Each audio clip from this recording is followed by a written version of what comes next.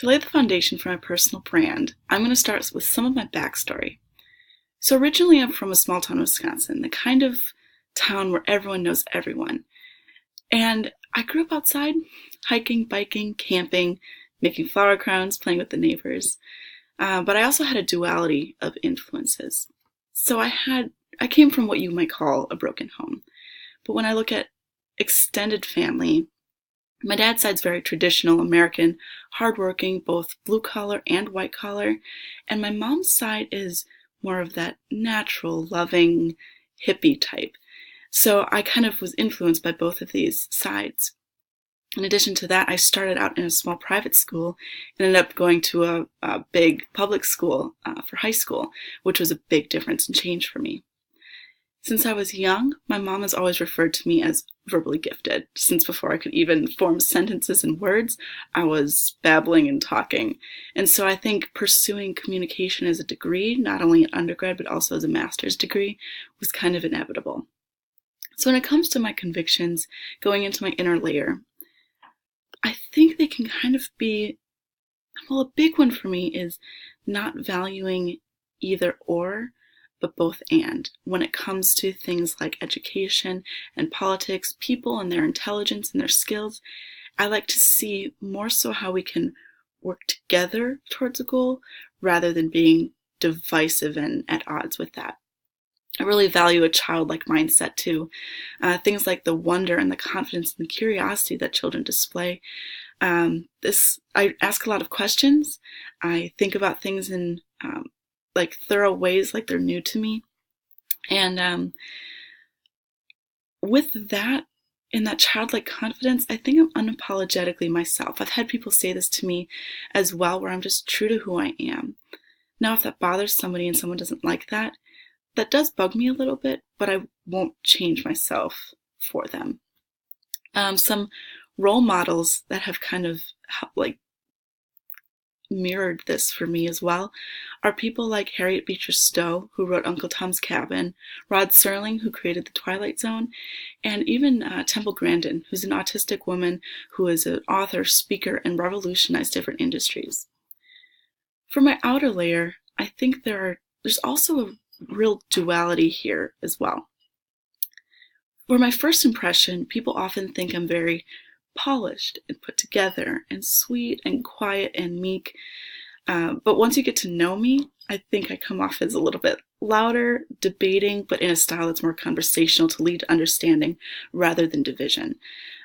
But I seem childlike and kind of goofy, making jokes, where a first impression might not give that off. Now, I don't think one of these is more correct over the other because I have a real value for being hardworking and dedicated in that, and I love structure and organization. So you'll see like I have planners and they are detailed, but I also have some sort of a bohemian style where I'll braid my hair and add flowers to an already professional style.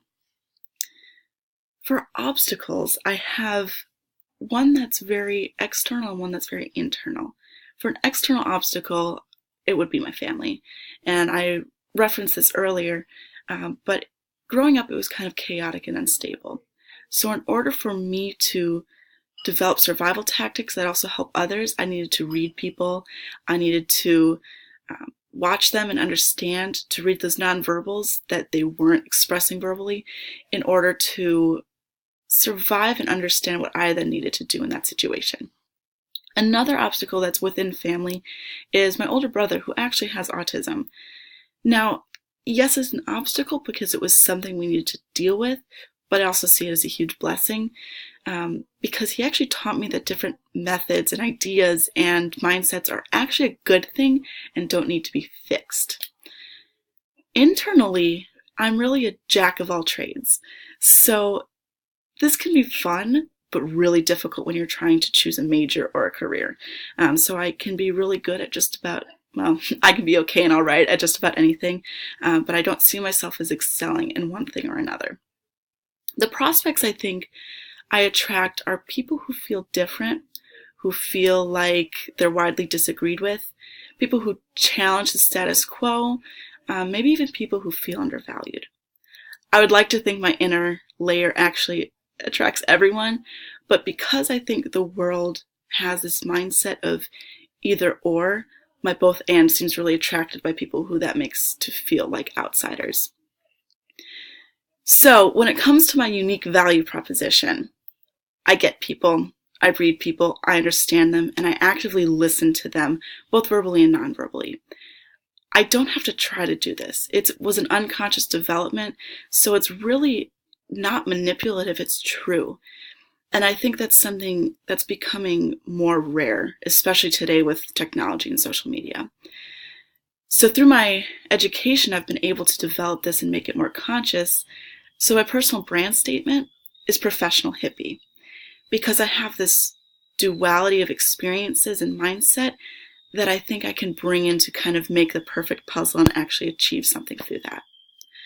So when I'm looking ahead to a future job or career, it has to be something that's hands-on with people, something where I can invest in them and they can invest in me.